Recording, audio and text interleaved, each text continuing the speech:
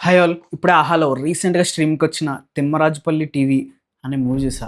Produced by Kiran Abbavaram. Movie ఎలా ఉందంటే మామూలుగా లేదన్నమాట. చాలా చాలా చాలా చాలా బాగుంది. క్రేజీ సినిమా అన్నమాట. రీసెంట్ టైమ్స్లో నేను చూసిన బెస్ట్ రూరల్ బ్యాక్డ్రాప్ మూవీ ఇదే. క్రేజీ అనిపించింది అనమాట. అసలు మూవీ ఎలా ఉంటుందంటే డబ్బా టీవీలు ఎవరైతే చూసారో వాళ్ళైతే పక్కాగా బాగా కనెక్ట్ అవుతారు.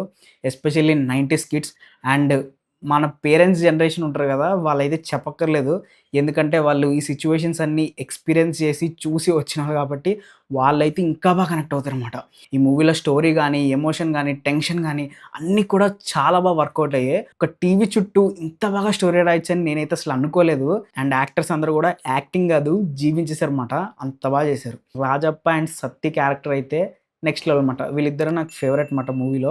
వాళ్ళిద్దరు చాలా బాగా చేశారు. మూవీ ఎక్స్‌పీరియన్స్‌ని ఇంకొంచెం పెంచింది ఆ మ్యూజిక్ మాట. మ్యూజిక్ అయితే చాలా చాలా బాగుంది మాట. సాంగ్స్ అన్నీ చాలా సూతింగ్‌గా, లిరిక్స్ అన్నీ చాలా మీనింగ్‌ఫుల్‌గా ఎక్సలెంట్‌గా ఉన్నాయన్నమాట. నాకైతే అన్నీ కూడా బాగా నచ్చాయి.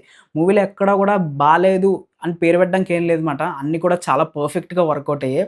అండ్ ఆ క్లైమాక్స్ ట్విస్ట్ అయితే అసలు ఎవ్వరు ఎక్స్‌పెక్ట్ చేయలేరు. నెక్స్ట్ లెవెల్ మాట. నేను ఈ వేలో వెళ్తది అనుకోలే. కానీ దాన్ని చాలా బ్యూటిఫుల్‌గా ప్రెజెంట్ చేశారు. అప్పటిదాకా మూవీ అంతా ఒక ఎత్తైతే లాస్ట్‌లో వాళ్ళు చెప్పాలనుకున్న మెసేజ్ చాలా బావుంది. అదైతే క్రేజీ మాట.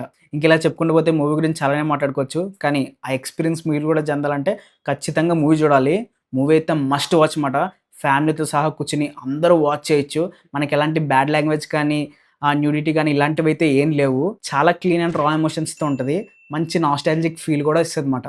సరే మరి నెక్స్ట్ వీడియోలో మళ్ళీ కలుద్దాం. అంతవరకు బాయ్. థ్యాంక్స్ అ లాట్ అండి.